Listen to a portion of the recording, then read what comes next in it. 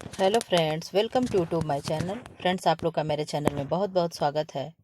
मैं उम्मीद करती हूँ आप स्वस्थ होंगे, मस्त होंगे, पढ़ाई लिखाई में व्यस्त होंगे। आप लोग अपने पढ़ाई पे ध्यान दीजिए, ठीक है। चाहे जो भी काम करते रहें, थोड़ा सा अपने लिए समय ज़रूर निकालें। आप कुछ करके किसी लायक हो जाएंगी, उस दिन आपकी कद्र और आज की कद्र में आप लोगों को ज़मीन आसमान का फ़र्क पता चलेगा। इसलिए चाहे कुछ भी हो, घर में अगर अपने बच्चे को देख रही हूँ, खाना बना रही हूँ, कुछ भी कर रही हूँ, थोड़ा सा अपने लिए समय निकाल करके अपने कीमत और अहमियत को दिखाना बहुत ज़रूरी होता है, ठीक है। चलिए, बहुत ज़्यादा बातें ना करके प्रैक्टिस सेट नंबर 4 है, 3 तक हम लोग देख चुके हैं। और हम ये सोच रहे हैं कि हम लोग 125 क्वेश्चन का जो सीरीज है, इसमें से 50-50 कर दें, ठीक है। 60 या 65 क्वेश्चन एक दिन करवा दें और जो भी बचे किसी एक दिन और करवा दें। क्यों ऐसा कर दें? क्योंकि जल्दी जल्दी में एक्सप्लेन वाली चीज़ें जो भी बतानी है वो शायद छूट जा रही हैं, ठीक है। आप लोग जैसा बताइएगा, और वीडियो भी क्या है, लॉन्ग हो जा रहा है, तो हम ये सोचे हैं कि 1 घंटे के अंदर 55-56 मिनट में क्या करें, वीडियो ख़त्म हो जाए, ठीक है। चलिए शुरू करते हैं। एक कार पहले घंटे में 34.3 किलोमीटर, दूसरे घंटे में 56.2 किलोमीटर तथा तीसरे घंटे में 46.73 किलोमीटर चली तो उसने कितनी दूरी तय की? अब आप बता दीजिए। आप इसको कैसे लगाएंगे, हम ये बता दें। 34.3 प्लस 56.2 प्लस 46.73, ऐसे करके आप इक्वल टू कर लेंगे। यानी इसका फॉर्मेट यही है कि आप दोनों तीनों को जोड़ लेंगे, ठीक है। तो सब जोड़ने पे क्या होगा, 137.23 किलोमीटर क्या होगी, कार चलेगी, ठीक है। इस तरीके से आप क्या करेंगे, इसे जोड़ लेंगे, ठीक। उद्यानों के अतिरिक्त और किस प्रकार के खाली स्थान का निर्माण विभिन्न संस्थाएं करती हैं? घास के मैदान, खेलने के मैदान, पार्क और इनमें से सभी। आप बता दीजिए क्या है। तो आप कहोगे मैम, खाली स्थान या जमीन का उपयोग सार्वजनिक या निजी संस्थाओं द्वारा उद्यान बनवाने के लिए किया जाता है। इसके अतिरिक्त वह इन स्थानों का प्रयोग घास के मैदान बनवाने, खेल के मैदान बनवाने, पार्क बनवाने, ठीक है, पार्क बनवाने, सार्वजनिक धर्मशाला, मंदिर व गुरुद्वारा इत्यादि को बनवाने के लिए किया जाता है, ठीक। तो इनमें से क्या हो जाएगा, इनमें से सभी हो जाएगा। अब क्वेश्चन नंबर 3 देखते हैं। स्वस्थ रहने के लिए व्यायाम आवश्यक है क्योंकि यह शरीर को क्या बनाता है? आलसी और निष्क्रिय बनाएगा, क्रियाशील व स्वस्थ बनाएगा, आलसी व स्वस्थ बनाएगा, निष्क्रिय व स्वस्थ बनाएगा। तो आप कहोगे मैम, जहाँ जहाँ स्वस्थ है ये तो एक चीज़ें पॉजिटिव दिख रही हैं, क्रिया निष्क्रिय होगा तो ये चीज़ें गलत हो जाएगी, जहाँ निष्क्रिय दिया वो चीज़ें गलत हो जाएगी, आलसी दिया है गलत हो जाएगा। तो आप कहोगे मैम, यहाँ पे सीधे एक ऑप्शन बनता है क्रियाशील और स्वस्थ होना, ठीक है। तो ऐसे भी आप क्वेश्चन को कोरिलेट करके आंसर दे सकते हैं, ठीक है। अगर आपको एकदम ना क्वेश्चन पता चले कि क्या सही होगा, तो जो गलत हो हम उसको जान लें क्या गलत होगा, ठीक है। इस तरीके से भी क्वेश्चन क्या होते हैं, सही किए जाते हैं। आकस्मिक घटना के समय प्राथमिक चिकित्सा दी जाती है। दीर्घकालीन, निरुद्देश्य, तत्काल और अल्पकालीन। आप कहोगे मैम, दीर्घकालीन क्या है? दीर्घकालीन जब तक हम प्राथमिक चिकित्सा देंगे तब तक हो सकता है व्यक्ति को अगर बहुत गहरी चोट लगी हो तो उसकी डेथ हो जाए।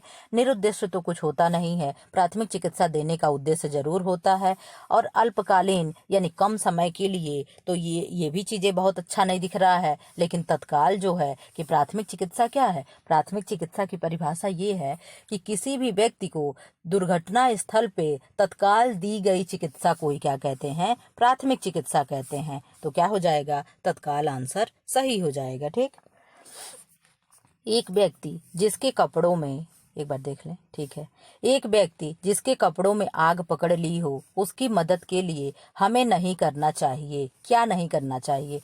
जल द्वारा आग को बुझाना चाहिए, उस व्यक्ति को चारों ओर दौड़ाना चाहिए, उसकी ओर जाते हुए कंबल, कालीन या कोट ले जाना चाहिए, लेना चाहिए, कोट ले लेना, आहत को नहीं लुढ़काना। अब बताइए इसमें से क्या होगा। तो आप कहोगे मैम, एक बार ये प्रश्न और बना था, और क्या है, उस व्यक्ति को हमें दौड़ाना नहीं चाहिए। क्यों नहीं दौड़ाना चाहिए? क्योंकि आग और हवा क्या होते हैं, दोनों बेस्ट फ्रेंड होते हैं। और जब वो व्यक्ति दौड़ेगा तो हवा पा करके आग क्या होगी, और उसकी लपटें तेज होती चली जाएंगी, ठीक है।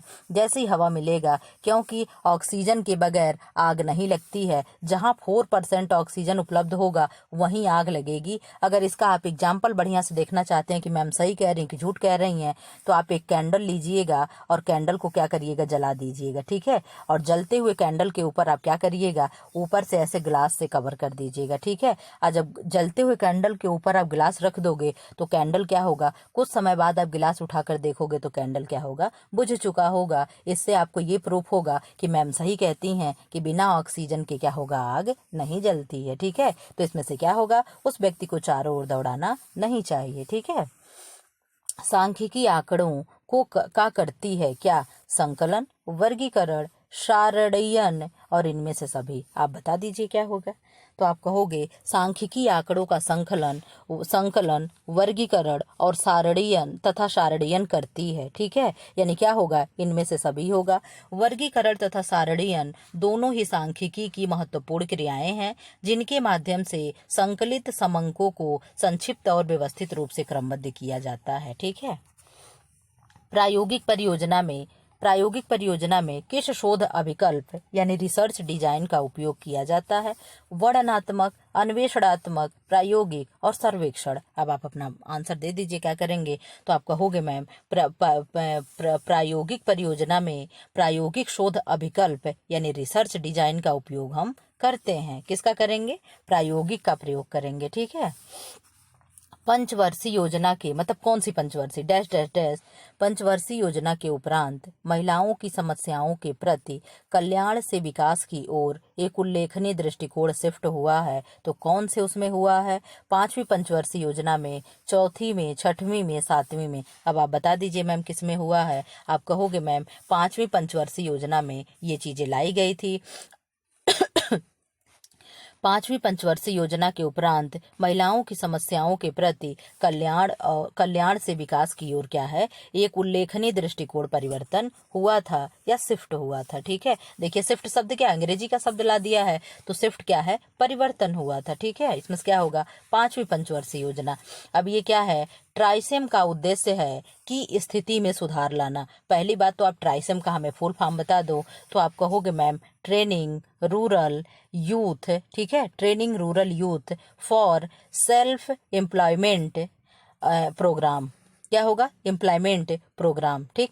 तो यहाँ से किस तरीके से प्रोग्राम का दे दिया, चलिए क्या है, ट्राइसेम प्रोग्राम, ठीक। ये किसके लिए है, रोजगार व्यक्तियों के लिए, आदिवासियों के लिए, झोपड़पट्टी में रहने वालों के लिए, ग्रामीण युवकों के लिए। तो रूरल शब्द जहां लग जाए, रूरल क्या होता है, RURAL, रूरल मतलब ग्रामीण होता है। तो जहां भी रूरल दिख जाए, आर रहे, तो आप पकड़ लोगे कि मैम ये तो रूरल यानी ग्रामीण के लिए कोई योजना लाई गई होगी, ठीक है। सिर्फ एक अगर हम रूरल को पकड़ लेते हैं तो हम आंसर सही कर लेंगे। आप कहोगे मैम ये तो रूरल की बात कर रहा है, रूरल मतलब ग्रामीण वाली चीजें हो गई, और अर्बन मतलब क्या होता है, शहरी चीजें हो गई, ठीक है। तो जहां अर्बन दिया हो, अगर कोई शहरी योजना हो तो वहां यू रहेगा। इस तरीके से आप क्वेश्चन को टैकल कर सकते हैं, पकड़ सकते हैं, ठीक है। हमारे पढ़ाने का मतलब यही होता है कि हम बीच बीच में आप लोग को एक छोटा सा कीवर्ड देते चलें, जिससे आप लोग अपने क्वेश्चन को आसानी से सही कर सके। हर क्वेश्चन में तो नहीं, लेकिन जहां कहीं दिखता है तो मैं आप लोगों को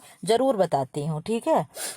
और ट्राइसेम का उद्देश्य क्या है, इसका उद्देश्य है गरीबी रेखा से नीचे जीवन यापन करने वाले, गरीबी रेखा यानी BPL, ठीक है। क्या होता है BPL, आप लोग कार्ड सुने होंगे ना, APL BPL कार्ड, एक लाल वाला कार्ड होता है, एक सफेद वाला कार्ड होता है, ठीक है, जिसपे राशन वगैरह मिलता है। तो BPL का फुल फॉर्म क्या हो गया, बिलो पॉवर्टी लाइन। क्या हो गया, बिलो पॉवर्टी लाइन, ठीक है। यानी गरीबी रेखा से नीचे के जो लोग होते हैं उनके लिए क्या करता है, काम करता है। उनके जीवन यापन करने वाले ग्रामीणों को यानी गरीबी रेखा से नीचे वालों के लिए, युवाओं को, यूथ दिया था ना, यूथ। ट्राइसेम में क्या है, TRY, तो वाई क्या है, ये यूथ है, यूथ यानी युवा हो गया, ठीक है। युवा वर्ग को व्यावसायिक प्रशिक्षण दे करके यानी व्यवसाय के रूप में हमें ट्रेनिंग करा करके उन्हें क्या करना है, उन्हें स्किल प्रदान करना है, उन्हें रोजगार के लिए क्या करना है, प्रेरित करना है, ठीक है। कि तुम्हें हम ट्रेनिंग कराएंगे, तुम सीखोगे। जैसे नहीं विदेश वगैरह जाने के लिए सब क्या करते हैं, कहीं थोड़े थोड़े समय पे कोई चीजें सिखाई जाती है, ट्रेनिंग दिला करके फिर सब लेकर जाते हैं, ठीक है। तो इस तरीके से युवाओं को, ग्रामीण युवाओं को क्या होता है, इसके अंतर्गत ट्रेनिंग दिलाई जाती है, ठीक। स्मॉग अर्थात वायु प्रदूषण से उत्पन्न धूम कोहरा के लिए अत्यधिक महत्वपूर्ण है। नाइट्रोजन के oxide, hydrogen, carbon dioxide, methane gas. आप बता दो क्या होगा। इसमें से क्या आंसर होगा आप बता दीजिए। तो आप कहोगे मैम स्मॉग क्या है, वायु प्रदूषण से उत्पन्न होने वाला क्या है, एक धूम कोहरा होगा। ठीक है, क्या होगा, धूम कोहरे के लिए नाइट्रोजन की ऑक्साइड अत्यधिक महत्वपूर्ण होता है। ठीक है, क्या होगा, नाइट्रोजन की ऑक्साइड अत्यधिक महत्वपूर्ण होता है। सल्फर डाइऑक्साइड और कार्बन डाइऑक्साइड कारक हैं किसके, वायु प्रदूषण के, जल प्रदूषण के, मृदा प्रदूषण के, ध्वनि प्रदूषण के। तो आप कहोगे मैम ये क्या है, हम कहेंगे ये गैस है, ये आपकी वायु में मिला रहता है, तो गैस है तो कहाँ रहेगा। तो आप कहोगे मैम ये तो वायु प्रदूषण के ही साथ जाएगा। ठीक है, तो ये क्या होगा, वायु प्रदूषण का कारण बनेगा। ठीक है, क्या होगा, वायु प्रदूषण का कारण बनेगा। ठीक, अंधेपन की विधिवत परिभाषा के अनुसार दृष्टि न्यूनता किसके बराबर या कम होनी चाहिए, 20/20, 20/40, 20/100 और 20/200। तो आप आंसर इसका बता दीजिए। इसका आंसर जो लोग पढ़े होंगे उन्हें बहुत अच्छे से दिख रहा होगा। अंधेपन की विधिवत परिभाषा के अनुसार दृष्टि न्यूनता 20/20 के बराबर या कम होनी चाहिए। कितनी होनी चाहिए, 20/20 या 20 के बराबर होनी चाहिए। ठीक है, कम या 20 के बराबर होना चाहिए। श्वेत रक्त कोशिकाओं का मुख्य कार्य क्या है, श्वेत रक्त मतलब WBC की बात कर रहा है। ठीक है, WBC और WBC का फुल फॉर्म क्या है, व्हाइट ब्लड कॉर्पसल्स। ठीक है, इनका कार्य क्या है, शरीर को ऑक्सीजन देना, शरीर को सूक्ष्म जीवों से बचाना, ऊर्जा देना और इनमें से कोई नहीं। आप बता दीजिए क्या होगा। आप कहोगे मैम शरीर को ऑक्सीजन देने का काम तो RBC का होता है। किसका होता है, RBC का होता है। और RBC कौन है, तो रेड ब्लड कॉर्पसल्स। ठीक है, ये किसका कार्य होता है, आप कहोगे मैम ये तो RBC का काम होता है। ऊर्जा देना, ये तो मैम कार्बोहाइड्रेट का कार्य होता है। ठीक है, कार्बोहाइड्रेट कितना ऊर्जा देता है, तो 4.1 किलो कैलोरी। अच्छा, आप हमें और भी कुछ बता दो कि क्या केवल कार्बोहाइड्रेट ही ऊर्जा देता है कि कोई और भी देता है। तो हम कहेंगे नहीं, प्रोटीन भी ऊर्जा देता है और प्रोटीन भी 4.1 किलो कैलोरी ऊर्जा देता है। मैम इसके अलावा भी कोई ऊर्जा देता है, हम कहेंगे हाँ। आपको कौन ऊर्जा देता है, तो फैट ऊर्जा देता है। और मैम बता दो फैट कितना ऊर्जा देता है, तो मैं बता देती हूँ कि फैट 9 किलो कैलोरी क्या है, ऊर्जा देता है। ठीक है, इस तरीके से अगल बगल की भी चीजें आप लोग जानते चलिए। इसीलिए हमने ये डिसाइड किया है कि अब आप लोगों को बहुत जल्दी जल्दी हड़बड़ तड़बड़ करके मैं तुरंत एक ट्रिक मार वाला आंसर बता के नहीं जाऊंगी। ठीक है, तो अब इसमें से आंसर क्या होगा, आप कहोगे मैम शरीर को सूक्ष्म जीवों से बचाना क्या है, WBC का कार्य होता है। ठीक है, WBC के बारे में कुछ और भी आप लोग जान लें।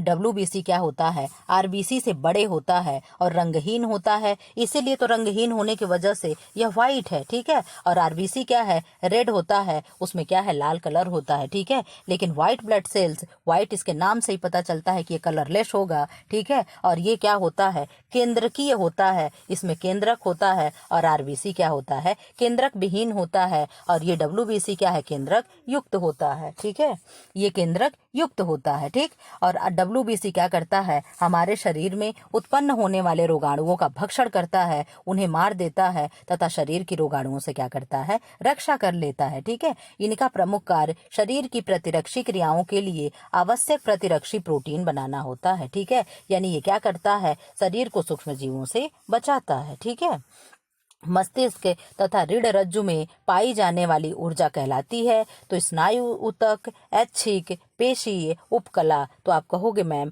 मस्तिष्क तथा रीढ़ रज्जु में पाई जाने वाली ऊर्जा कहलाती है, तो आप बताइए क्या कहलाती है। आप कहोगे कि इसमें से क्या कहलाएगी, स्नायु ऊतक हो गया। आप बताइए क्या कहलाएगी, तो आप कहोगे मैम स्नायु ऊतक जो है ये क्या है, यही बोन मैरो है। ठीक है, क्या है, यही बोन मैरो है। और अस्थि मज्जा, बोन मैरो एक प्रकार के ऊतक ही होते हैं। ठीक है, देखिए ये क्वेश्चन कितना टफ बना दिया है शब्दों से खेल करके, लेकिन आप इंग्लिश वाला शब्द जरूर देखना, वहां पे बोन मैरो ही लिखा रहेगा, MARRO। ठीक है, तो इस तरीके से आप देखिएगा कि वहां पे बोन मैरो ही लिखा होगा, चाहे वहां पे अस्थि मज्जा हो चाहे स्नायु ऊतक हो। ठीक है, इसके बारे में आप लोग जान लो। एक प्रकार के ऊतक होते हैं जो शरीर की लंबी हड्डियों के जोड़ों में रहते हैं। ठीक है, इस तरीके से जांग वगैरह की हड्डी होती, फीमर, हम लोग के फीमर की, इसी के बीच में क्या होता है, ब्लड का निर्माण होता है। ठीक है, ये अस्थिमज्जा दो प्रकार के होते हैं, एक तो लाल होता है और एक क्या होता है, येलो होता है। ठीक है, क्या होता है, एक रेड होता है, एक येलो होता है।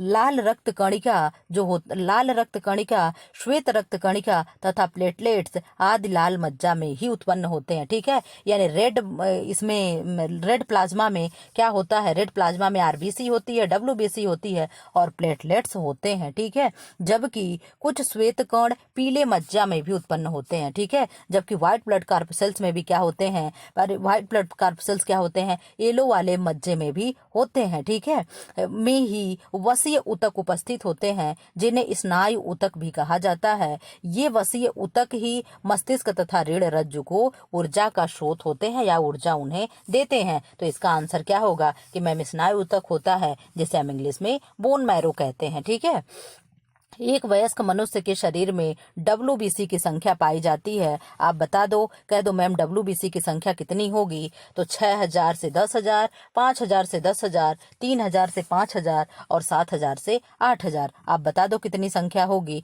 आप कहोगे मैम 5000 से 10,000 डब्ल्यूबीसी की संख्या होती है। और इसका कलर कैसा होता है, व्हाइट होता है, यानी कलरलेस होता है। इसका जीवन काल कितना होता है, तो आप कहोगे मैम 2 से 5 दिन इसका जीवन काल होता है। ठीक है, इसमें क्या होता है, केंद्रक होता है, यानी केंद्रक के साथ होता है। इसमें केंद्रक पाया जाता है। एक वयस्क शरीर में 5000 से 10,000 प्रति घन मिलीलीटर रक्त होता है। ये दो प्रकार के होते हैं, एक तो कणिका युक्त होते हैं और एक क्या होते हैं, कणिका विहीन होते हैं। तो कणिकामय जो होता है, कणिकामय या उसको और एक क्या कहते हैं, ग्रेनुलोसाइट, क्या कहते हैं, जो कणिका के साथ होता है उसे और क्या कहते हैं, ग्रे आधा नौ फिर यू लो साइड्स, क्या कहते हैं, ग्रेन्युलोसाइट्स कहते हैं। ठीक है, किसको कहेंगे, जो कणिका युक्त होता है, और जो कणिका विहीन होता है उसको क्या कहेंगे, ए, उसके आगे ए लग जाएगा। ठीक है, क्या कहेंगे, ए ग्रेन्युलोसाइट्स कहते हैं। ठीक है, या कणिका विहीन डब्ल्यूबीसी कहते हैं। ठीक है, इस तरीके से आप जान गए कि हमारे शरीर में डब्ल्यूबीसी की संख्या कितनी होती है, तो 5 से 10,000 होती है। कलर कैसा होता है, तो मैम कलरलेस होता है। केंद्रक युक्त होता है कि केंद्रक विहीन होता है। आप कहोगे मैम केंद्रक युक्त होता है। हम कहेंगे इसका जीवन काल कितना होता है, तो आप कहोगे मैम 2 से लेकर के 5 दिन इसका जीवन काल होता है। ठीक है, किस हार्मोन की कमी के कारण शरीर की वृद्धि रुक जाती है, वो व्यक्ति नाटा रह जाता है, तो आप कहोगे मैम थिक्सोट्रॉपी हार्मोन, सोमैटोट्रोपिन हार्मोन और एड्रीनोट्रोपिक हार्मोन, और क्या कहोगे, ल्यूटिनाइजिंग हार्मोन। अब आप बता दो इसमें से क्या होगा, तो आप कहोगे मैम जो STH हार्मोन होता है यही ग्रोथ के लिए क्या होता है, जिम्मेदार होता है। और इसमें से STH हार्मोन कौन हो गया, तो सोमैटोट्रोपिन हार्मोन। ठीक है, क्या होगा, सोमैटोट्रोपिन हार्मोन, यही होता है इसका फुल फॉर्म। और ये क्या है, व्यक्ति के ग्रोथ के लिए जिम्मेदार होता है। ठीक है, अब क्या है, STH हार्मोन जो है यह शारीरिक वृद्धि रुक जाती है इसकी कमी से, तथा व्यक्ति बौना, या बौने को इंग्लिश में क्या कहते हैं, ड्वार्फ कहते हैं। ठीक है, क्या कहेंगे, ड्वार्फ कहेंगे। व्यक्ति ड्वार्फ हो जाता है और नाटा रह जाता है। STH हार्मोन क्या करता है, शरीर की वृद्धि, विशेषतः हड्डियों की वृद्धि का नियंत्रण करती है। इसकी अधिकता से भीमकायत्व हो जाता है। ठीक है, भीमकायत्व क्या होता है, एवं एक्रोमीगेली नामक विकार उत्पन्न हो जाता है। भीमकायत्व मतलब कि भीम के जैसे खूब चौड़ा वाले शरीर का हो जाएगा व्यक्ति। ठीक है, ये अधिकता से भीमकायता हो जाती है और कमी से क्या होता है, व्यक्ति ड्वार्फ हो जाता है, यानी बौना हो जाता है। ठीक है, जिसमें व्यक्ति की लंबाई सामान्य रूप से बहुत अधिक हो जाएगी, किसमें, भीमकायता में, और बौने में क्या होगा, व्यक्ति छोटा हो जाएगा।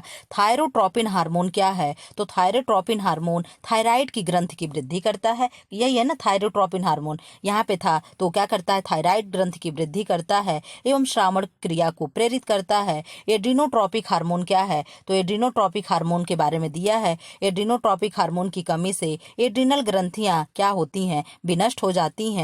जबकि ल्यूटिनाइजिंग हार्मोन क्या करता है, ल्यूटिनाइजिंग हार्मोन क्या है, पहली बात तो ल्यूटिनाइजिंग हार्मोन को LH कहते हैं। LH क्या है, ये स्त्रियों के में एस्ट्रोजन तथा प्रोजेस्टेरॉन नामक हार्मोन के श्रावण तथा अनुत्सर्ग के लिए महत्वपूर्ण होता है। यानी ल्यूटिनाइजिंग जो हार्मोन हो गया, ये कौन सा हार्मोन है, ये फीमेल हार्मोन है। और फीमेल हार्मोन में किसको उत्तेजित करता है, तो आप कहोगे मैम एस्ट्रोजन और प्रोजेस्टेरॉन को उत्तेजित करता है। ठीक है, आंशिक रूप से पचा हुआ भोजन क्या कहलाता है, आप लोगों को मैं बता चुकी हूँ। एक काइल होता है, एक काइम होता है, और एक क्या होता है, बोलस होता है। ठीक है, क्या होता है, बोलस होता है। अब आप इन तीनों में हमें अंतर बताओगे कि मैम काइल क्या होगा और काइक क्या होगा, और काइम क्या होगा, काइल क्या होगा, और बोलस क्या होगा। आप तीनों के बारे में हमें बताओगे। ठीक है, तो आप कहोगे मैम पहले बात तो आंशिक रूप से जो पचा हुआ भोजन है वो क्या है, काइम है। ठीक है, ये क्या है, आंशिक रूप से पचा हुआ भोजन, यानी जो हमारे अमाशय में जा चुका है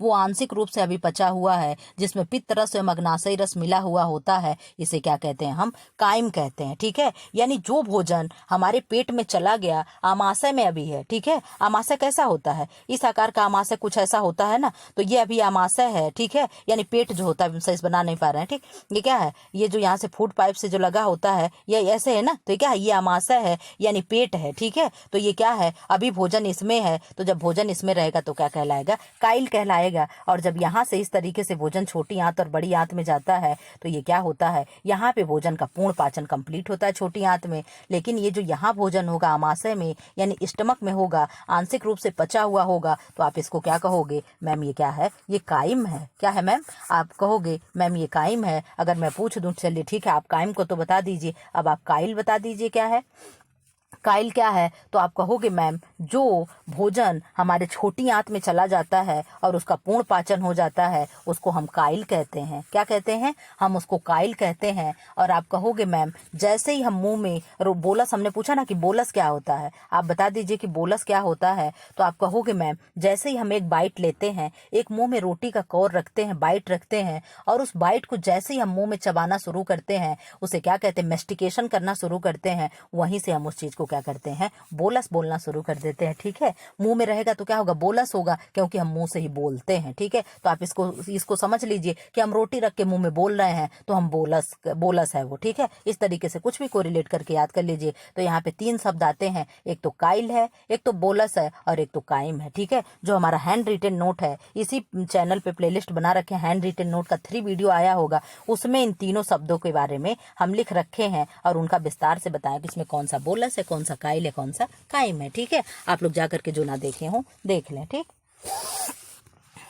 जब किसी कारण से फेफड़ों तक ऑक्सीजन नहीं पहुंचती तथा ऊतक को ऑक्सीजन नहीं मिल पाती है, ऊतक को ऑक्सीजन नहीं मिल पाती है, तो उस स्थिति को क्या कहते हैं, उस स्थिति को क्या कहते हैं, एस्फिक्सिया कहते हैं, लकवा कहते हैं, बेरी बेरी कहते हैं, एनीमिया कहते हैं। तो आप कहोगे मैम बेरी बेरी तो B1 के कमी से हो गया, B1 मतलब थायमीन के कमी से हो गया। ठीक है, और अगर यहाँ कह दें एनीमिया क्या है, तो आप कहोगे मैम एनीमिया विटामिन B6 की कमी से भी होता है, B12 के भी कमी से होता है, आयरन के कमी से भी होता है। ठीक है, आयरन के कमी से भी होता है, और मैम विटामिन C के कमी से भी होता है। ये सब क्या है, एनीमिया कई प्रकार का होता है। जैसे विटामिन B12 की कमी से क्या होगा, तो साइनोकोबालामीन इसका रासायनिक नाम है, और कौन सा एनीमिया होगा, पर्नीशियस एनीमिया हो जाएगा। इस तरीके से क्या है, एनीमिया के कई भी प्रकार होते हैं, टाइप ऑफ एनीमिया बहुत होते हैं, और ये क्या है, एनीमिया हो जाएगा आयरन की कमी से। लकवा हो जाता है मैम किससे,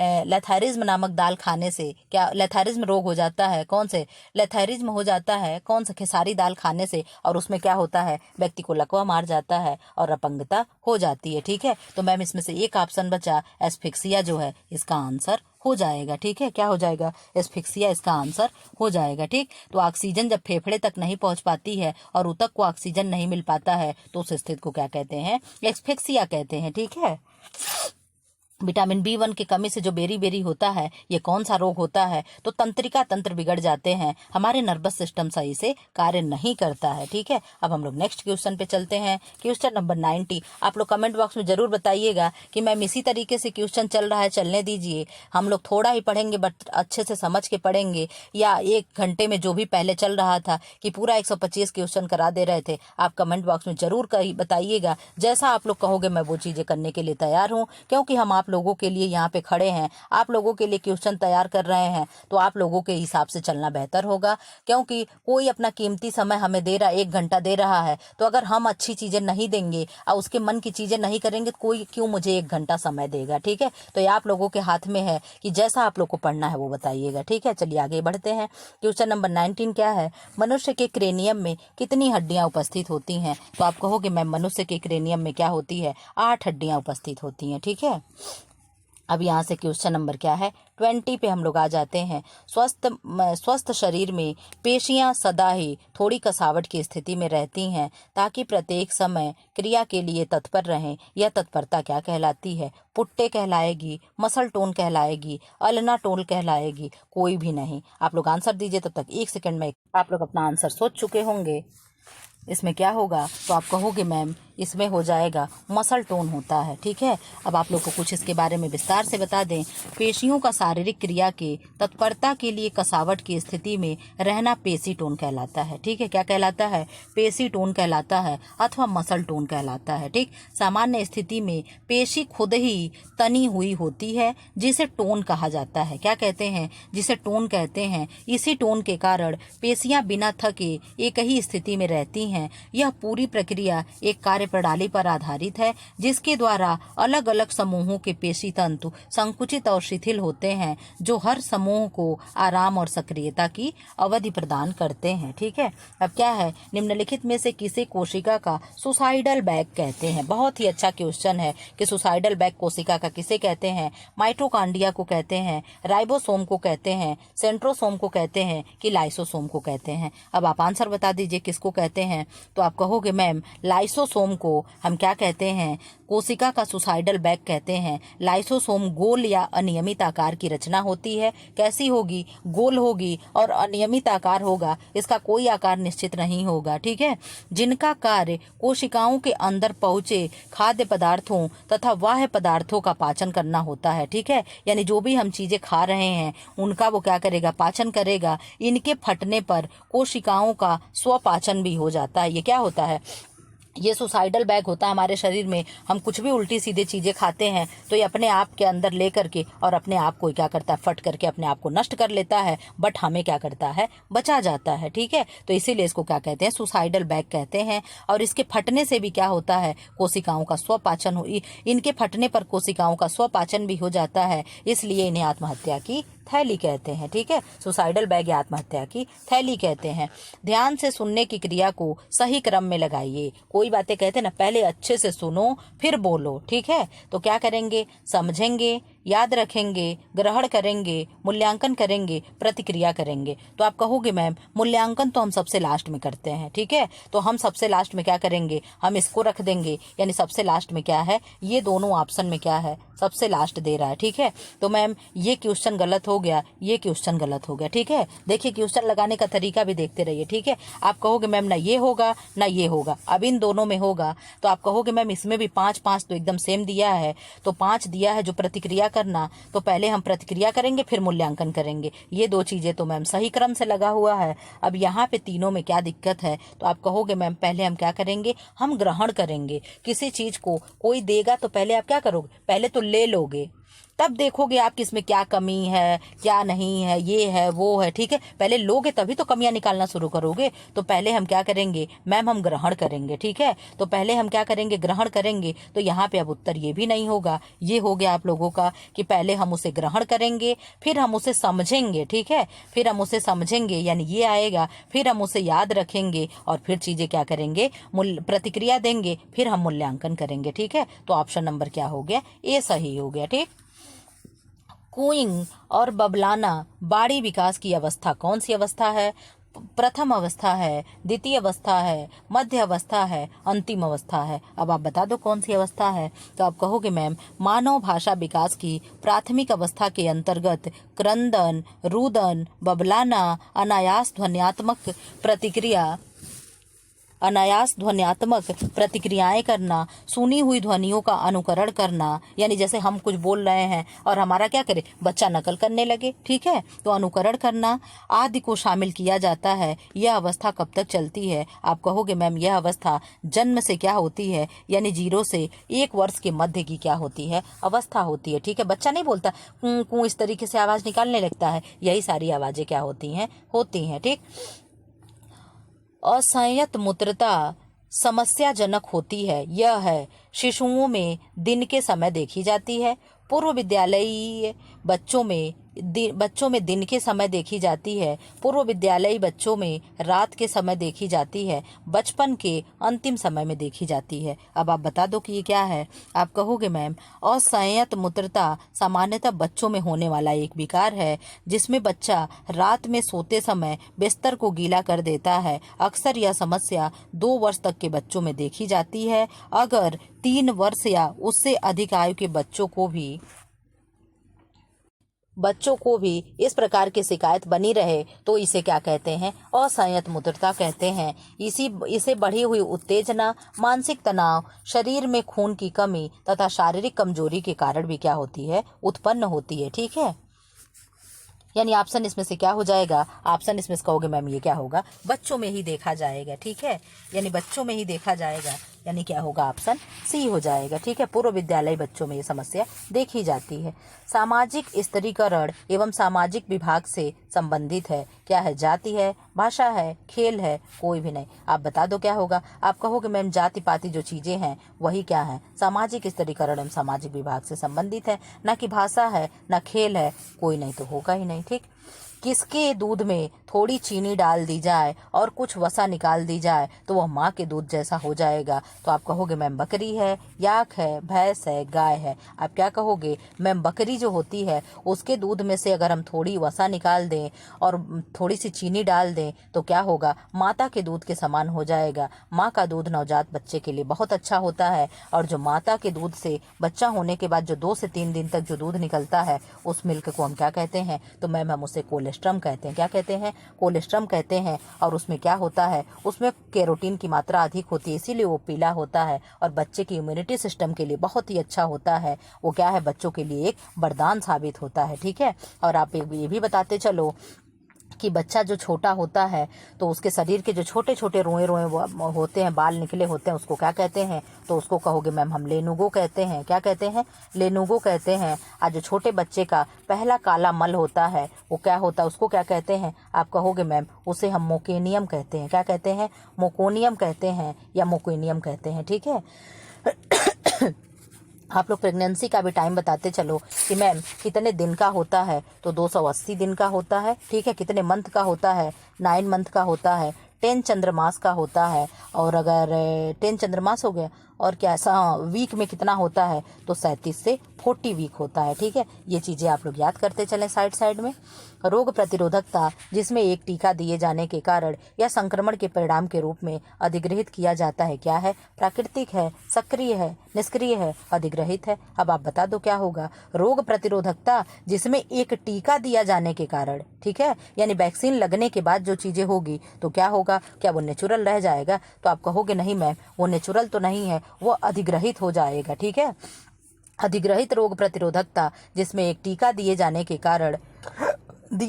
कारण या संक्रमण के परिणाम के रूप में अधिग्रहित किया जाता है, वो क्या होगा, अधिग्रहित होता है, ठीक है। और अगर प्राकृतिक और अर्जित हो जाता है, अर्जित क्या रहेगा, तो आप कहोगे मैम जैसे हमें एक बार चेचक हो गया और उसके बाद से हमें दोबारा चेचक होगा तो हम उससे बच जाएंगे, ये क्या है, ये हमारी अर्जित इम्यूनिटी है, ठीक है। ये क्या है, ये अर्जित इम्यूनिटी है। और आप कहोगे मैम प्राकृतिक इम्यूनिटी क्या होती है, यानी नेचुरल इम्यूनिटी क्या होती है, तो वो जो आप अपने पैदा होते समय लेकर के आते हो कि किसी भी बीमारी के प्रति एक्टिव रहना, जल्दी किसी को ना होना, वो क्या है, प्राकृतिक होता है, ठीक है। इस तरीके से चीजें क्या है, आप लोग देख लीजिएगा, समझ लीजिएगा, ठीक। अब यहाँ क्या है, क्वेश्चन नंबर 28, यही है ना, हाँ ठीक, क्या क्वेश्चन नंबर 28, कोलेस्ट्रम एक बहुत अच्छा होता है ये कोलेस्ट्रम बहुत अच्छा होता है क्योंकि इसमें बहुतायत में होता है। अभी हम बताए हैं कोलेस्ट्रम क्या है। कोलेस्ट्रम जो माता के बच्चा पैदा होने के बाद जो माता के स्तन से पहला पीला गाढ़ा दूध 2 से 3 दिन निकलता है, वही क्या है, कोलेस्ट्रम है। तो इसमें क्या पाया जाएगा, विटामिन यानी मिनरल्स, प्रतिजीव और कार्बोहाइड्रेट। आप बता दो इसमें क्या पाया जाएगा। तो आप कहोगे मैम कोलेस्ट्रम बहुत अच्छा होता है क्योंकि इसमें प्रतिजीव को क्या कहते हैं, एंटीबॉडी कहते हैं। ठीक है, क्या कहेंगे, एंटीबॉडीज कहेंगे। ठीक है, क्या कहेंगे, एंटीबॉडीज कहेंगे। कोलेस्ट्रम में क्या होता है, इम्यूनोग्लोबुलिन्स होते हैं। क्या होते हैं, इम्यूनोग्लोबुलिन्स होते हैं, यानी IMMGLOBULINS।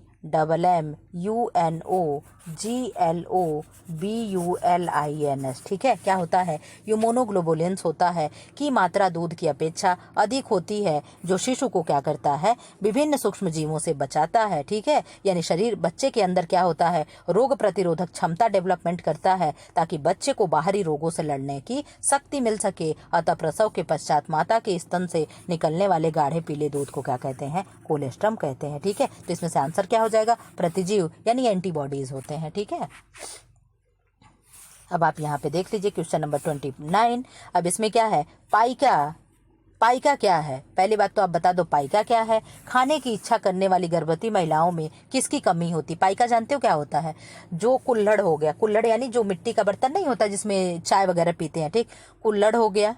उसके बाद से राख खाने की इच्छा हो गई, चौक खाने की इच्छा हो गई। ठीक है, ये सब क्या है, यही सब पाइका के उदाहरण हैं। ठीक है, कुछ लोग जले हुए राख को खाते हैं और ये सब कब होता है, जब औरत प्रेग्नेंट होती है। और किसके कमी से ये चीज़ें हो रही है, तो आप कहोगे मैम पाइका खाने की इच्छा तब होती है जब आयरन की कमी होती है। ठीक है, कब होती है, आयरन की कमी होती है तब ये चीज़ें होती है। और इसके वजह से क्या होता है, भूख की वजह से खनिज की कमी हो जाती है और ये चीज़ें क्या होती हैं, देखने को मिलती हैं। ठीक है, यानी आयरन की कमी होगी तभी ये चीज़ें खाने का मन करता है। ठीक, शिशु या बालक की सही जांच के लिए शहर में सरकार की ओर से जनता के लिए क्या प्रयास करने चाहिए। प्राइवेट बाल चिकित्सालय, घर पर माह में एक बार शिशु विशेषज्ञ को भेजना चाहिए, जिला चिकित्सालय में शिशु विभाग की व्यवस्था करनी चाहिए, उपर्युक्त सभी करना चाहिए। आप बता दो क्या करना चाहिए। तो आप कहोगे मैम जिला चिकित्सालय में शिशु विभाग की हमें व्यवस्था करनी चाहिए। ठीक है, कितने माह तक कोशिका को हम भ्रूण कहते हैं,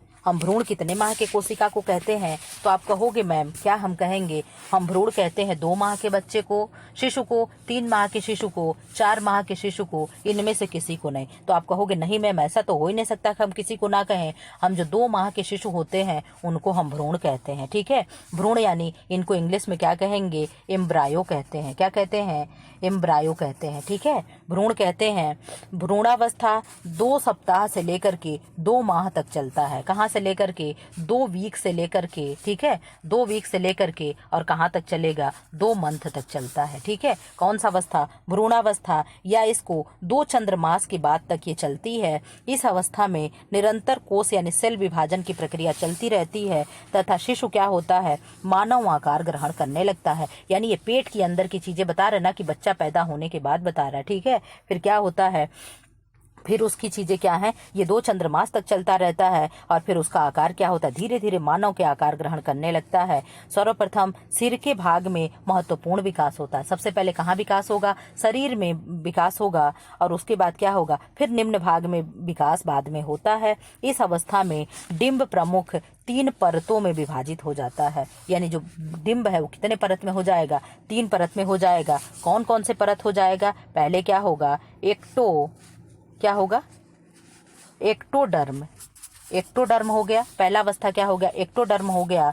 दूसरा अवस्था क्या हो गया, दूसरा अवस्था हो गया मेसोडर्म हो गया, DERM। ठीक है, मेसोडर्म हो गया। और तीसरा अवस्था क्या होगा, आप कहोगे मैम इंडोडर्म हो गया। ठीक है, DERM। ठीक है, क्या होगा, इंडोडर्म हो गया। तो हम इसको आप लोगों को बताने का तरीका बता रहे हैं। तो जो आंतरिक चीज, इस तरीके से हम 3 लेयर बनाए। ठीक है, क्या बनाए, 3 लेयर बनाए। ठीक है, ये क्या है, अंडा है ना, ये अंडा है, अंडा से क्या आप पढ़ोगे मैम, इंडो है। ठीक है, क्या होगा, इंडोडर्म होगा। आज जो मध्य की चीजें होती हैं तो मध्य में म आएगा ना, तो म से क्या हो गया, मीसो हो गया। आप इस तरीके से याद करिएगा, हम ऐसे याद किए हैं। ठीक है, नहीं तो आप याद नहीं कर पाओगे कौन सा मीसो है कौन सा एक्टो है, आप ऐसे याद करते रह जाओगे। आज जो बाहरी परत है ये क्या है, ये कहोगे मैम आप एक्टोडर्म है। ठीक है, क्या है, एक्टोडर्म है। तो अंडा, अंडा क्या होता है, अंदर ही होगा ना, हम लोग अंडा खाते हैं तो अंडा का पीला वाला भाग ऐसे गोल होता है ना, तो आप इसको समझ लोगे मैम ये क्या है, इंडोडर्म है। और मीसो यानी मध्य हो गया, मध्य में क्या होगा, म से मध्य, म से मीसो हो गया, ठीक है। यानी बीच की अवस्था, मध्य की अवस्था क्या होगी, मीसोडर्म होगी। और बाहर की परत क्या कहलाती है, तो एक्टोडर्म कहलाती है, ठीक है।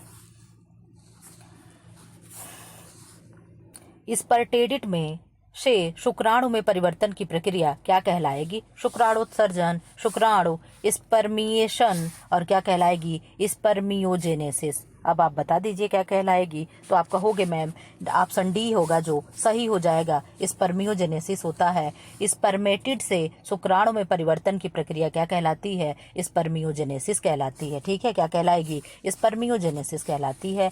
अब आगे आ जाइए क्वेश्चन नंबर 33 पे। सेंसरी मोटर अवस्था है, तो आप कहोगे मैम सेंसरी मोटर जो अवस्था है 0 से 2 महीना है, 0 से 3 महीना है, और 0 से 1 साल है, और 0 से 2 साल है। आप कहोगे मैम ये पहले आप तो बता दीजिए किसने दिया है, तो ये जीन पियाजे ने दिया है। किसने दिया है, जीन पियाजे ने ये संज्ञानात्मक विकास की 4 अवस्थाएं बताई हैं, और उसी अवस्थाओं में क्या है, एक सेंसरी मोटर है। तो इनके मैम हम लोग को बता दीजिए चारों अवस्था कौन कौन सी है। तो लीजिए हम बता देते हैं कि 4 अवस्था कौन कौन सी है। पहली अवस्था हो गई सेंसरी मोटर अवस्था, ठीक है। क्या हो गई, सेंसरी मोटर अवस्था। दूसरी क्या हो गई, प्री ऑपरेशन हो गया, ठीक है। क्या हो गया, प्री ऑपरेशनल हो गया। और फिर क्या हो गया, कंक्रीट हो गया। नंबर 3 क्या, अच्छा यहाँ 2 चलिए समझ लीजिए, ठीक। यहाँ नंबर 3 हो गया, यहाँ क्या हो गया, कंक्रीट हो गया, और यहाँ क्या हो गया, फार्मल हो गया, ठीक है। फार्मल ऑपरेशनल हो गया। तो जो सेंसरी मोटर ऑर्गन है इसका उम्र क्या होगा, यानी इसे इरेज करते हैं। पहले वाले का जो सेंसरी मोटर है उसका क्या होगा, 0 से लेकर के 2 वर्ष तक का बच्चा क्या होगा, सेंसरी मोटर में आएगा, ठीक है। और नंबर 2 पे क्या होगा, पूर्व संक्रियात्मक अवस्था होगा, यानी प्री ऑपरेशनल जो होगा मैम वो कहाँ से होगा, तो जहाँ से खत्म होता है वहीं से शुरू हो जाएगा। यहाँ 2 पे खत्म हुआ है तो आप यहाँ 2 से शुरू करके यहाँ 7 ले आओगे, तो 2 से 7 साल तक ये आता है। फिर आप कहोगे मैम थर्ड क्या होगा, तो हम कहेंगे आपको, हम बताए ना 7 यहाँ से उठा लीजिए, तो यहाँ से 7 लेकर के आप क्या कर दोगे, यहाँ 12 कर दोगे, ठीक है। यहाँ क्या कर दोगे, 12 कर दोगे, ठीक है। और फिर चौथी अवस्था कौन सी हो जाएगी, आप कहोगे मैम अमूर्त संक्रियात्मक अवस्था हो जाएगी, और 12 से क्या होगी, 15 हो जाएगी। 12 हम यहाँ से उठा लेंगे और 3 आगे बढ़ा देंगे, क्या होगा, 12 हो जाएगा, 15 हो जाएगा। 12 3 15, और 7 5 क्या होता है, 12 होता है। तो यहाँ हम 5 जोड़ देंगे तो कितना हो जाएगा, 12 हो जाएगा। इस तरीके से करके आपको ये अवस्थाएं क्या है, याद करनी है। और ये क्या है, वेरी वेरी मोस्ट इंपॉर्टेंट पियाजे हैं आप लोगों के एग्जाम के लिए। और जितना बताए इतना अगर आप याद कर लेते हैं ना, तो पियाजे से क्वेश्चन क्या है आपके सिलेबस से बाहर नहीं जाएगा। तो इसमें कौन सा हो जाएगा, सेंसरी मोटर अवस्था कौन सा होगा, तो आप कहोगे मैम सेंसरी मोटर अवस्था को क्या कहेंगे, संवेदिक पेशी अवस्था कहते हैं। और ये 0 से 2 महीने की अवस्था को हम कहते हैं, ठीक है। मनोवैज्ञानिक जिसने संज्ञानात्मक विकास के क्षेत्र में महत्वपूर्ण योगदान दिया है वो कौन है, तो आप कहोगे मैम पियाजे ही हैं जिन्होंने क्या कर दिया, संज्ञानात्मक विकास के क्षेत्र में महत्वपूर्ण योगदान दिया है। 2021 में जब टीजीटी का पेपर हुआ था उसमें 3 या 4 क्वेश्चन अकेले ही केवल जीन पियाजे से पूछ दिया गया था, ठीक है। और यहाँ भी देखिए प्रैक्टिस सेट में लगे लगे क्या है, दोनों क्वेश्चन क्या है, जीन पियाजे से ही है, ठीक है। तो आप जीन पियाजे को बहुत अच्छे से पढ़ लीजिएगा। उनके सारे क्रमिक अवस्था जो भी उनके होते हैं, विचार है, खोज और निर्माण की अवस्था हो गई, सारे चीज को बहुत अच्छे से आप विस्तार से पढ़ लीजिएगा, ठीक है। निम्न में से किसने समायोजन के सिद्धांत का प्रतिपादन नहीं किया, फ्रॉयड ने, वाटसन ने, लजारस ने, कार्ल जुंग ने। तो आप बता दो क्या नहीं, किसने नहीं किया। हम एक घूंट पानी पी लें, तब तक आप अपना आंसर दीजिए, ठीक। आप लोग अपना आंसर बताइए क्या होगा, ठीक। 1 सेकंड हम पानी पी लें।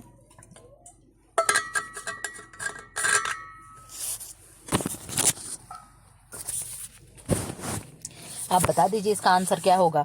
तो आप कहोगे मैम ये जो फ्रायड है ये इसका आंसर क्या होगा, सही हो जाएगा, ठीक है। बालक का मन ही अध्यापक की पाठ्य पुस्तक है, यह कथन किसने कहा है, तो रॉस ने कहा है, फ्रायड ने कहा है, रूसो ने कहा है, और मन का है। अब बता दीजिए किसने कहा है। तो आप कहोगे मैम बालक का मन ही अध्यापक की पाठ्य पुस्तक होती है, ये किसने कहा है, रॉस ने कहा है, ठीक है। किसने कहा है, नहीं रूसो ने कहा है, ठीक है। किसने कहा है, रूसो ने कहा है। जॉन लॉक ने क्या कहा है, ये हमको यहाँ जॉन लॉक दिख रहे थे, तो जॉन लॉक ने क्या कहा है, इन्होंने बच्चे के मस्तिष्क को क्या बताया है, कोरिस्लेट बताया है, ठीक है।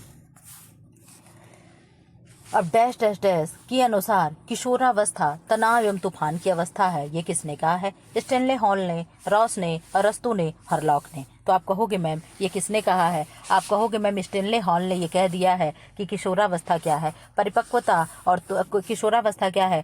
तनाव और तूफान की अवस्था होती है। ठीक है, तो किसने कहा है? स्टेनले हॉल ने कहा है। ठीक है, अब हम लोग 38 पे आ गए।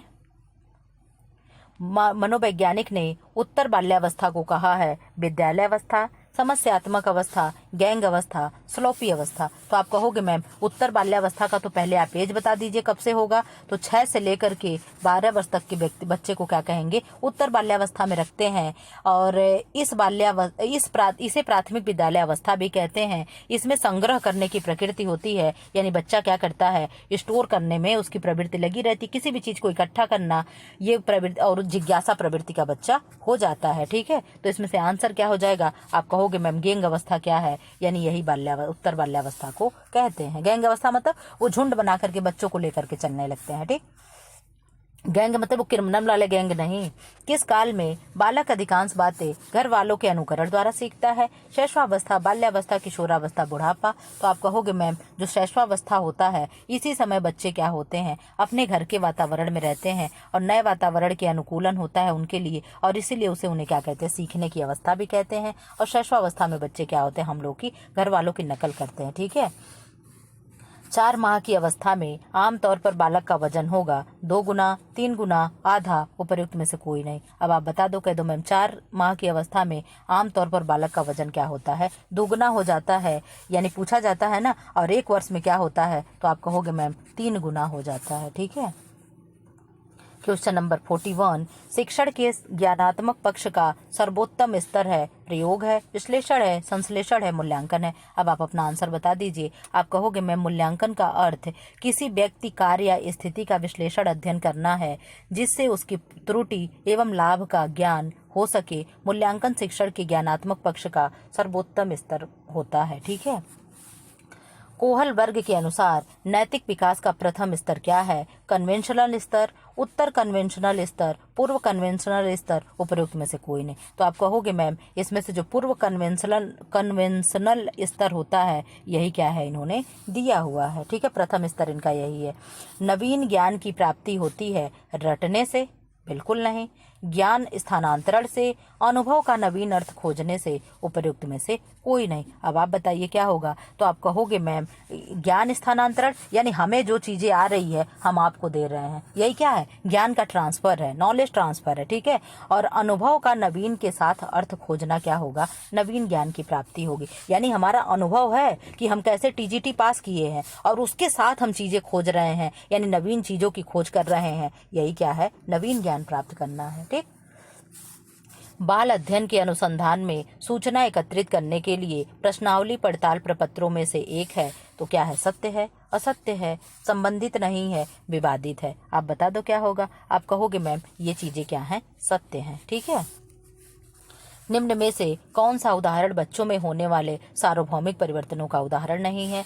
मुस्कुराहट का प्रारंभ होना, प्रथम शब्द, पठन और चलना। अब बता दीजिए इसमें से क्या होगा? आप कहोगे मैम मुस्कुराहट का प्रारंभ, प्रथम शब्द बोलना, चलना बच्चों में होने वाले सार्वभौमिक परिवर्तनों का उदाहरण है, जबकि पढ़ना हो गया सार्वभौमिक परिवर्तनों के उदाहरण में नहीं आता है। तो ये सारी चीजें आएगा, लेकिन पढ़ना क्या है? सार्वभौमिक परिवर्तन के उदाहरण में नहीं आएगा। ठीक है, वे समूह जिनमें सदस्यता रोल रहता है या कार्यालय वाहक को चुनने के लिए कुछ प्रतिक्रियाएं होती हैं, डैश डैश डैश समूहों के नाम से जाना जाता है। अनौपचारिक, औपचारिक, स्थानीय, संरचनात्मक यानी स्ट्रक्चरल। आप बता दीजिए क्या होगा? तो आप कहोगे मैम औपचारिक जो इसमें से होगा सही हो जाएगा। ठीक है, 47 आ जाते हैं हम लोग। क्या है?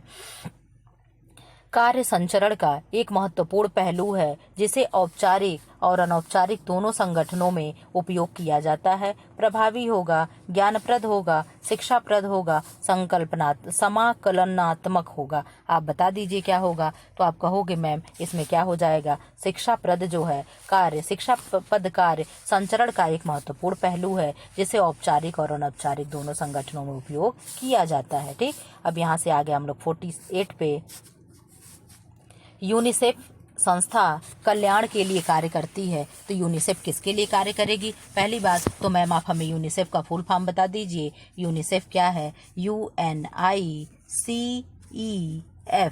ठीक है। तो ये हो गया यूनिसेफ। आप बता दो United Nations international children emergency fund, ठीक, ये इसका फुल फॉर्म है। आप कह दो मैम ये किसकी शाखा है, तो मैं बताऊंगी यह यूएनओ की शाखा है। किसकी शाखा है? यूएनओ की शाखा है। मैम आप अब यूएनओ की फुल फॉर्म बता दो। यूनाइटेड नेशंस ऑर्गेनाइजेशन, ठीक है। यह क्या है? एक विशिष्ट शाखा है, यानी संयुक्त राष्ट्र संघ की एक विशिष्ट शाखा है, ठीक है। मैम इसकी स्थापना कब हुई थी? तो 1946 में क्या हुई थी? इसकी स्थापना हुई थी, ठीक है। कब हुई थी? द्वितीय विश्व युद्ध के बाद हुई थी, यानी जो सेकेंड वर्ल्ड वॉर हुआ था उसी के समय इसकी स्थापना हुई थी। और यह मुख्यतः बच्चों के कल्याण के लिए कार्य करती है। इसीलिए क्या है, इसमें आप लोग देखे होंगे जो सी है यूनिसेफ में, ये चिल्ड्रन को डिनोट करता है, ठीक है। तो पहले क्या था, ये बच्चों और क्या था, माताओं के लिए भी कार्य करता था, लेकिन बाद में माताओं के लिए कार्य न करके यह क्या है, यह संस्था बच्चों के विकास, बुनियादी शिक्षा, लिंग के आधार पर समानता, यानी लड़की लड़कों को विभेद न करना दोनों में, और लड़कियों की शिक्षा पर विशेष ध्यान दिया, और बच्चों का हिंसा से बचाव, शोषण से बचाव, बाल श्रम से बच्चों के विरोध करना और बच्चों के अधिकारों के लिए वैधानिक संघर्ष के लिए ये संस्था क्या है, काम करती है। यानी किसके लिए काम करेगी? तो आप कहोगे मैम ये बच्चों के लिए काम करेगी। और अगर यहीं पे दे एंड महिलाओं के लिए, तो ये भी ऑप्शन क्या करोगे, आप सही कर दोगे, ठीक है।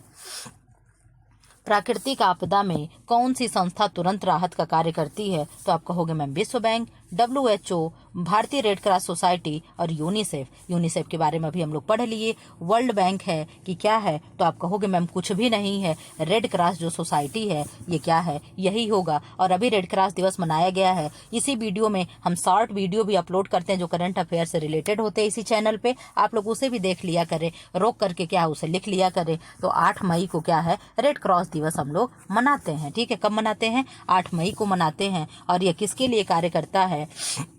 प्राकृतिक आपदा, यानी बाढ़ आ गई, भूकंप आ गई, भूस्खलन हो गया, अकाल पड़ गया, सूखा आ गया, बाढ़ आ गई, भूकंप आ गई, इन सभी चीजों के उस समय ये क्या करता है, एक्टिव होकर के वर्क करने लगता है। और उसमें वर्क क्या करता है? लोगों को मेडिसिन पहुंचाता है, खाद्य सामग्री पहुंचाता है, जल पूर्ति का प्रबंध करता है, यानी और भी जो उपयोगी वस्तुएं होती हैं उन्हें क्या करता है, लोगों तक प्रोवाइड कराता है, ठीक है। अब यहाँ आ गए हम लोग 50 नंबर क्वेश्चन पे। व्यक्तिगत समस्याओं के साथ साथ राष्ट्रीय समस्याओं के निदान, जैसे जनसंख्या वृद्धि रोक, चेचक मलेरिया उन्मूलन, पर्यावरण सुरक्षा, सिंचाई एवं दवा वितरण, वयस्क शिक्षा, जन शिक्षा, पोषण संबंधी समस्याएं, स्त्री शिक्षा, टीकाकरण, जनमत आदि तक पहुंचाना उद्देश्य है। तो किसका उद्देश्य है? औपचारिक शिक्षा का, अनौपचारिक शिक्षा का, औपचारिक तथा अनौपचारिक दोनों शिक्षा का, और उपर्युक्त में से किसी का नहीं। तो आप कहोगे मैम ये जो भी सारी चीजें हैं उद्देश्य है पहुंचाना है, किसका है? औपचारिक और अनौपचारिक दोनों शिक्षा का होता है, ठीक है। विश्व स्वास्थ्य संगठन, जिसे हम WHO कहते हैं, वर्ल्ड हेल्थ ऑर्गेनाइजेशन कहते हैं, ने अधिक से एक विश्वव्यापी विसंक्रमीकरण कार्यक्रम लागू किया। मई 1972, मई 1974, मई 1976 और मई 1985। आप बता दो क्या होगा? तो आप कहोगे मैम ये जो आप बता रही हैं ये मई 1974 होगा, ठीक है। क्या होगा? मई 1974 होगा। और इस कार्यक्रम में क्या किया गया था, इसका उद्देश्य क्या था?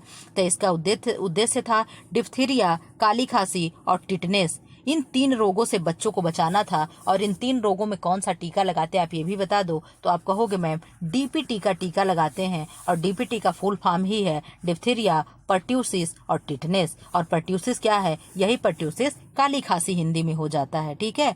तो जो बच्चे इन रोगों के संक्रमण होते थे उन्हें क्या है, जिन्हें वर्ष 1990 में क्या हुआ, नियंत्रित कर लिया गया था, ठीक है। इन्हें इनका उद्देश्य क्या था? इन बच्चों को जो इन रोगों से बच्चे क्या थे, संक्रमित थे, यानी डिप्थीरिया हो गया, टिटनेस हो गया और काली खांसी हो गया, जो इन तीनों रोगों से संक्रमित बच्चे थे उनको 1990 तक क्या करना था, उन्हें इस बीमारी से नियंत्रित करना था, ठीक है।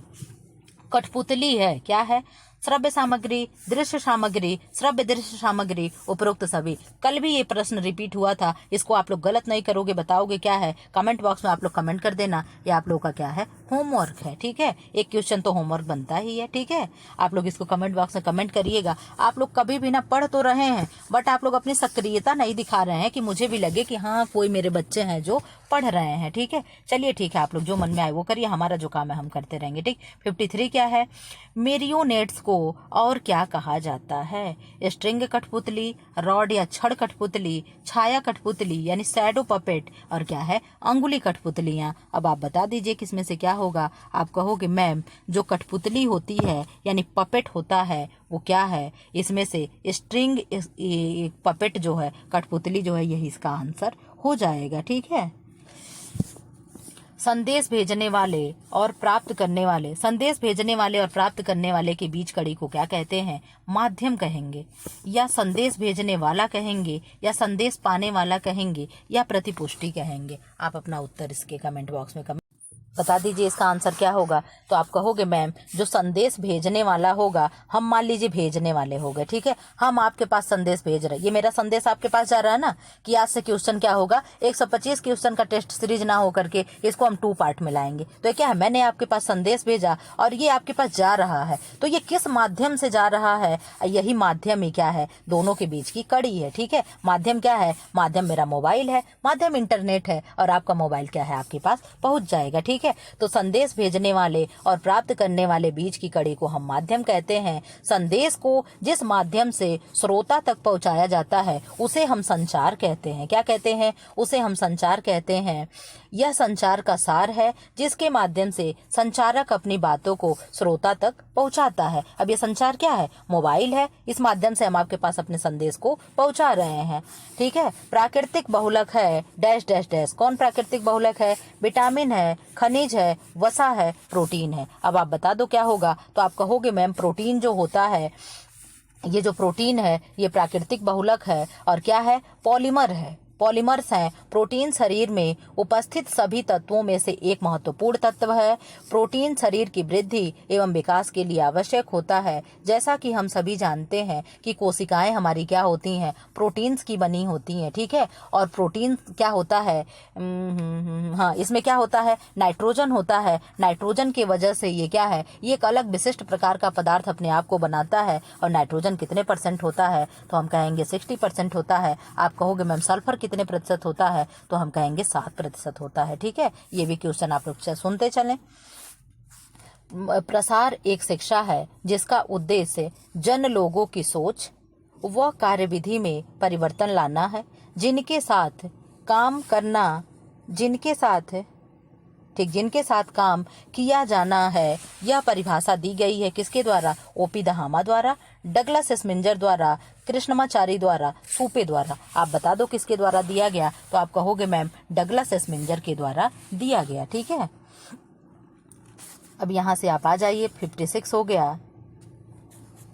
निम्नलिखित उद्देश्यों में से कौन सा गृह विज्ञान प्रसार के मुख्य बिंदु को इंगित करता है? सरल से जटिल, करके सीखना, मूर्त से अमूर्त, भाग से समग्र। आप बता दीजिए क्या होगा। तो आप कहोगे मैम जो करके सीखना है यही क्या होगा?